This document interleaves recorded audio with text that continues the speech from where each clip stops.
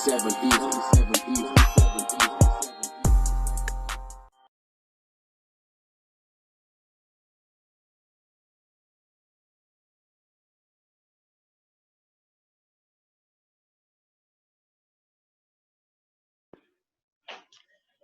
everybody. Welcome back. It's the Kam and Dan live show coming from, where we coming from. All right. What do you do? I'm here posted up in Birmingham. What do you do, Cam? Yeah, nothing, man. Another day, another dollar. Working hard, hardly working. Yeah. So, talk about the fights that happened on Friday night, man. You and shout out to my man Rock out in Baltimore, man. Salute. Eric Rock Lundy, the Rock. Y'all always been talking about Lorenzo Truck Simpson. That's right. I went back and watched a couple fights, and then he actually fought on Friday night, and I got a chance to see him fight. That kid is special. They fought at middleweight. He fought a dude by the name of Sonny Duverson, and Duverson came in with a 86-inch reach. And I almost thought you were about to say an 86-inch reach advantage. But yeah. 6-inch reach. Yeah. And I was so impressed. That's approaching heavyweight territory, because Floyd Mayweather, and he was 72 or 74. Errol Spence Jr. is about 76 or 72, around about that. So 86 reach is approaching heavyweight territory. And I'm gonna say, man, I was so impressed with Truck, man. You guys were on the money with this kid. Unfortunately, I think it was like the 4th round he got dropped in the fight, but it was one of those. Truck got dropped in the fight. Truck got dropped in the fight. He their feet got, it was southpaw versus conventional, and the feet got tangled up. Sonny Duverson threw a punch. It connected. He stumbled. Glove touched the ground. It was considered a knockdown. But even with that knockdown, it's like he controlled the fight. Did you consider that a knockdown? I mean, by the rules of boxing, yes, but you know what I'm saying. His glove touched. It was a punch thrown. It was contact. His glove touched the ground. So it's a knockdown. But it wasn't. It was more of the feet getting tangled in the punch, because the punch didn't even land that hard. It was like he was tripped, like he was on his way down, and then he got hit. Oh, gotcha. He was already lost his balance because he got tripped, and then he got hit and he touched the ground. Yo, this kid has everything that a fighter can ask for. I mean, he used his jab. He was using his jab to the face, jab to the body, straight left to the body, straight left to the face, the right hook to the body, the right hook to the head. Like every punch you could think about in boxing, he threw in that fight. And his defense, like he would stand there, he would bob and weave and get out of the way of the punches, or he would just step back, just get out of the way, period. Or he would he would turn to the right and get out of the way. He has everything going. He has everything. He doesn't have superb quickness, but he has he has good enough. He has everything. That kid is amazing, man. Based on your description, you know who he reminds me of? A young EJ, a young Airspan Jr. I don't think so, man. You don't think so, really? Nah. His foot movement is better than Earl's. It's fast. His foot movement is quick. That's what I'm saying. He's deceptively quick. He doesn't look fast. I'm saying, you look at Gary Russell, you look at American, you're like, yo, these guys is fast. Yeah. Deceptively quick. It's just bang. You're like, oh, good. You know what I mean? Yeah. Man. Gotcha. I like Lorenzo Truck Simpson. What it was is that when I went to Baltimore in 2018, and I trained at the Calvin Ford gym, the Upton Boxing Center with the renowned Calvin Ford. I respected him, and I believe that Calvin Ford in the United States right now is the best amateur trainer, to a capacity where he can take kids, from inner city Baltimore or inner city DC, and turn them into great pros. Great pros in a capacity where they You know, they can actually do a lot of great things. Even if they didn't become amateur champions or Olympic champions, Olympians or whatnot, when they turn professional, you know, you're going to see big things. And a lot of people know Truck Simpson now, but a lot of people are renowned with Calvin Ford and a fighter that go by the name of Gervonta Davis. Gervonta Tank Davis is probably Calvin Ford's breakthrough star, and Gervonta is indicative of what happens. You know, he was there since he was 5 years old, and he's indicative of what you can, you know, what Calvin Ford can do. You know what Calvin Ford, you know, is like. He's a great fighter, and I feel like Gervonta right now is from that, you know, when you molded from that, you know, from that street level, nothing glamorous, nothing fancy, you know, no, you know, in Colorado, they have fancy gyms for Team USA. You know, Gervonta didn't come from that, you know, turned professional at 18 years old. And I feel like that, those surroundings and how Calvin Ford is able to work with his fighters, work with the youngins, you know, he's bringing out Gervonta Davis, a great fighter. Lorenzo Truck Simpson, who's now, you know, a great prospect, and also a fighter who signed to Floyd Mayweather Promotions. Is Malik Iceman Hawkins and Malik the Boxer as well. So 4 fighters. Malik the Boxer also signed to Mayweather Promotions. You know, I feel like the 4 fighters, one of them is a world champion. The second one is going to be a world champion, in my opinion. Hopefully he's favored as he enters the world middleweight contention. 2 of them, one of them, Malik Hawkins, I feel like is going to be a good contender. It's definitely going to be up there in contention for the championship. You know, he's doing his thing, learning, and Leak is going to be up there as well. And to have 4 guys like this, you know, from the same gym, from the same trainer, Upton Boxing Center, I feel like it's indicative of what, you know, of a great job that Calvin Ford is doing and those Baltimore guys are doing. Yeah, and I was there it firsthand. You know, I experienced it. There's another 130-pounder called Stacy Selby. I think his name is Stacy Selby, who's coming up as well. You know, these are great fighters, and they're going to do big things. Yeah, I know Malik is fighting on October 24th coming up. I'm going to definitely check that out. I'm going to check out some highlights on him because Rock was talking really big about him too. The next fight that they had on the card, which was a main event, and to be honest with you, I don't know why, but I'm really high on Emanuel Navarrete, man. I don't know why. I don't know. He had it was for the vacant WBO featherweight title that was vacated by Shakur Stevenson. He fought a guy by the name of Ruben Villa, and I've seen Villa fight a few times on Showbox, and I've seen him fight on Showtime a few times. So I thought this was a good fight. You know, Ruben's been tested. You know what I mean? He was like 18-0 coming into this fight. Navarrete was 31-1 coming into this fight. And like the good thing about Navarrete is also a bad thing about Navarrete. He's very unorthodox. Like he throws punches from crazy angles. Sometimes he overcommits and then leave himself out there to get countered.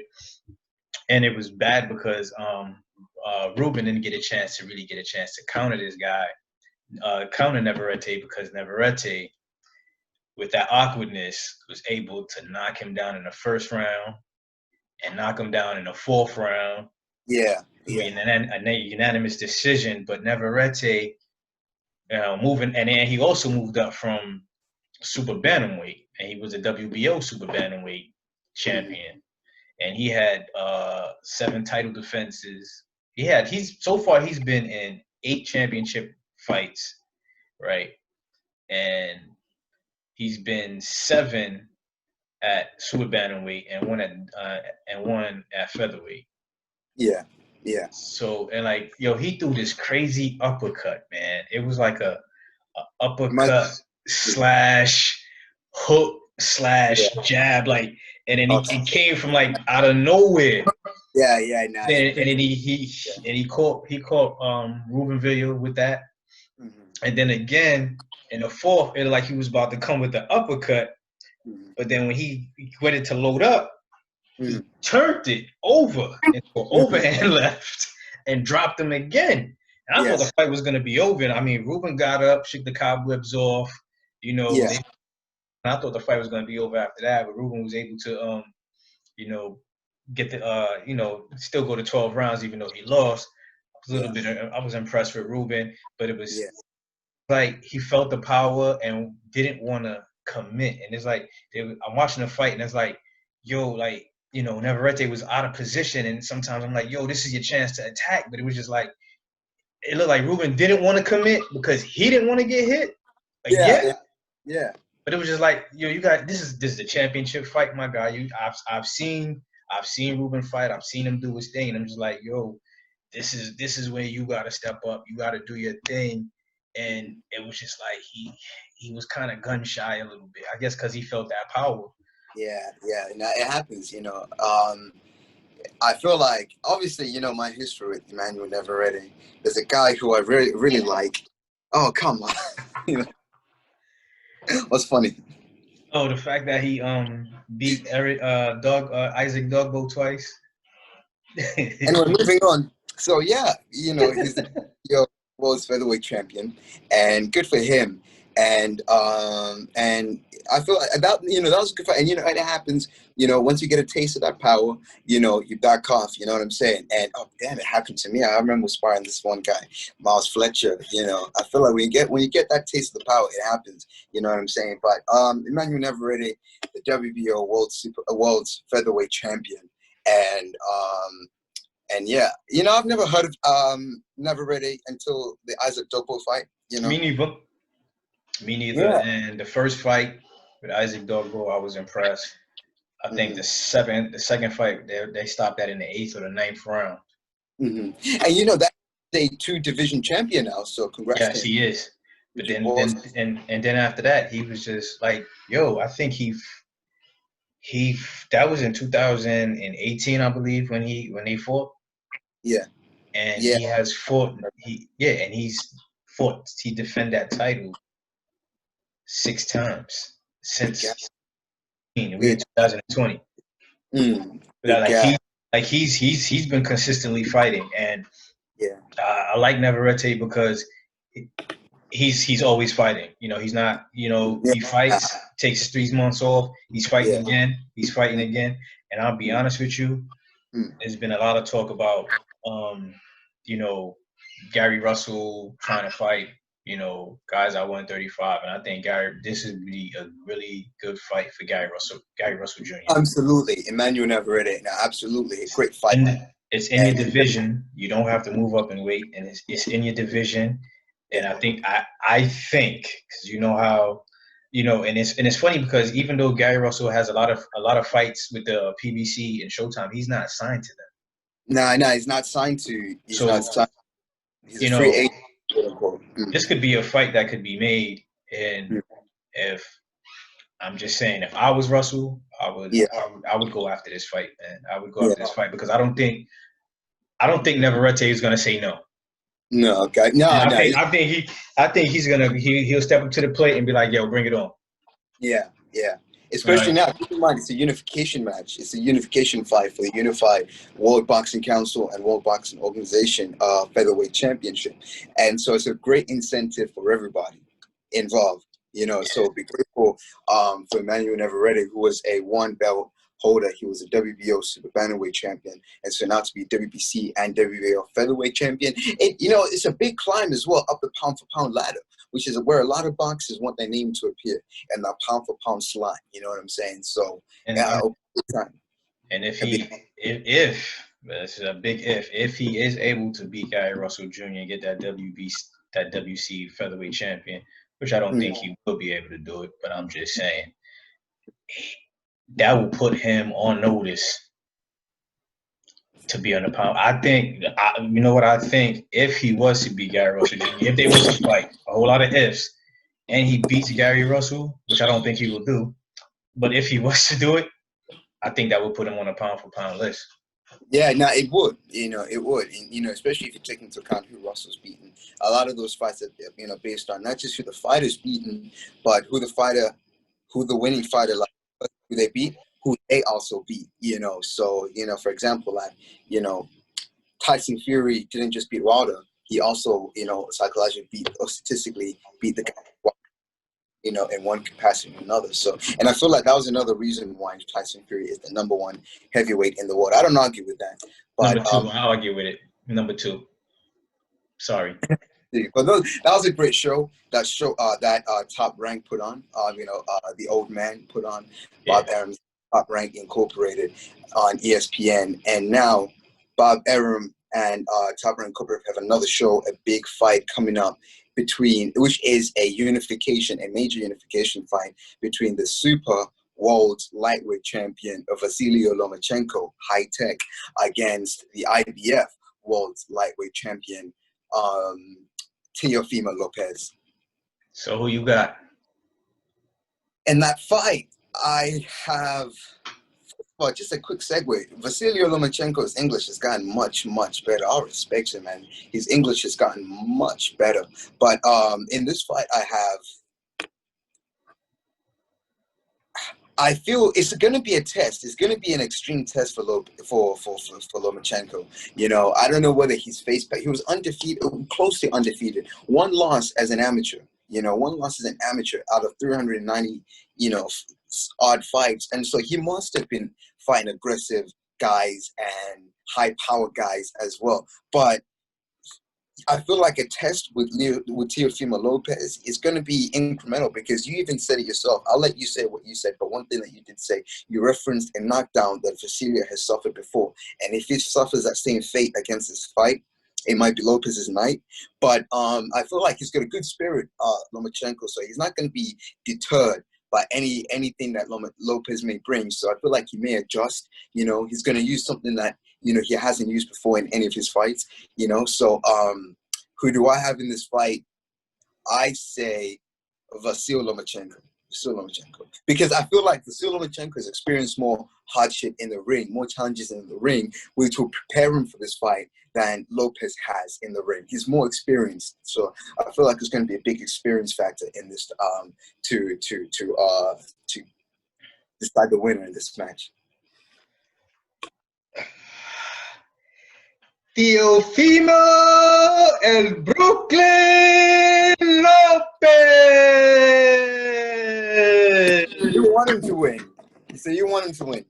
And I'm not going against the home team, man. He's from Brooklyn. I'm from Brooklyn. I'm not gonna go against the home team, man. Listen, in order for him, in order for him to win this fight, he's gonna have to cut the ring off. Yeah. Because if Vasily starts dancing, and I'm not saying that in a bad way in terms of he's gonna run around the ring. I'm talking about if Vasily starts moving around early in the fight and building up confidence and knowing that he can move around, it'll be hard for Teofimo Lopez to win this fight. So he has to cut off the ring. He has to get on Vasily Lomachenko early. He has to go to the body early. So he could slow Lomachenko down. He has to stay away from that left hand of Lomachenko. So that means he will have to kind of like circle towards his left. He's going to have to use his left hook. He's going to have to utilize that straight right. And as you said, what I'm saying, if Lopez is able to catch that straight right, like how that straight right when he fought Lomachenko, dropped Lomachenko. Yeah. I don't think Lomachenko's not getting up. He's not getting. You don't think so? You don't think he's getting up from that? No. Okay. We've all, if people are watching, if you haven't seen Teofimo Lopez knockouts, you might want to check it out. Yeah, he's a great fighter. He has a lot of power, a lot of pop. And he's quick.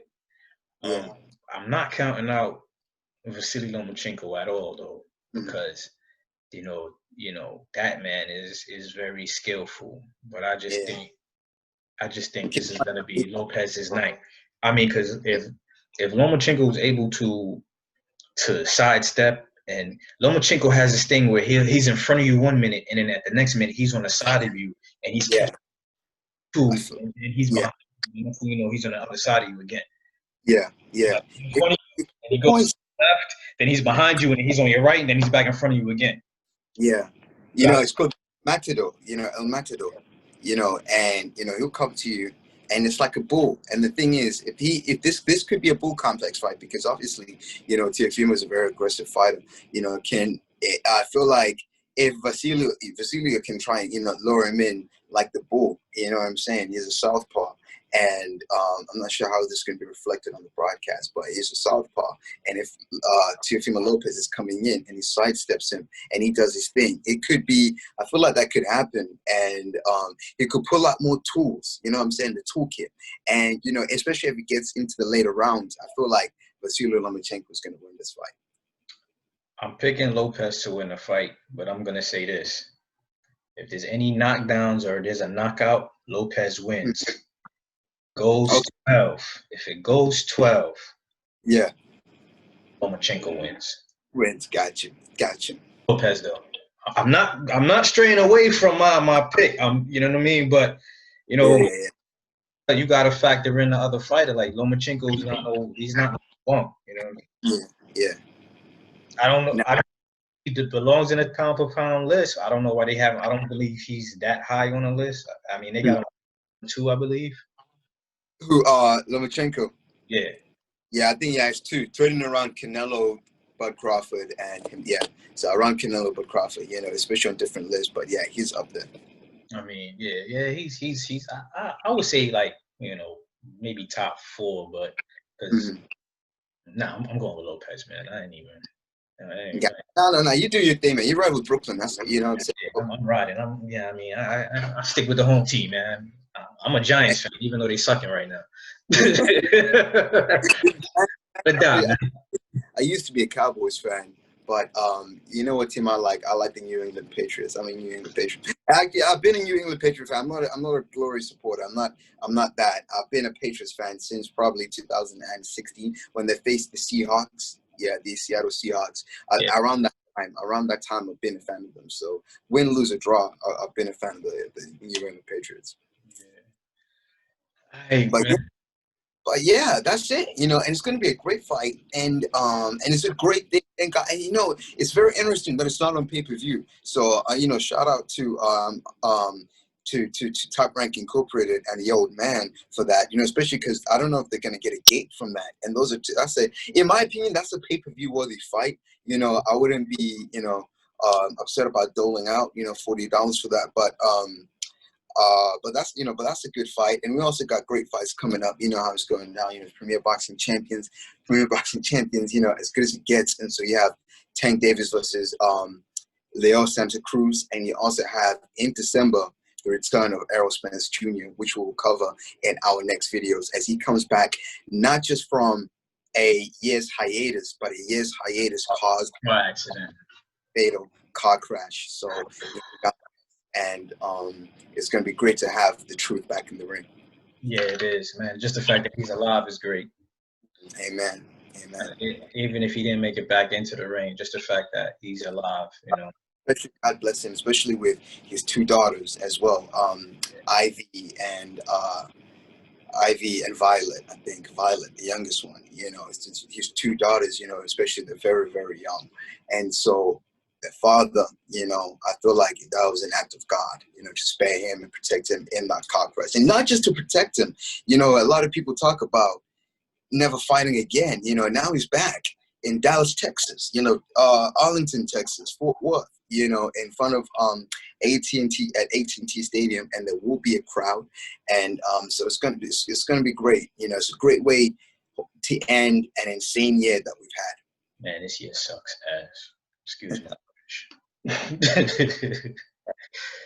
All right, man. Thanks, guys, for tuning in.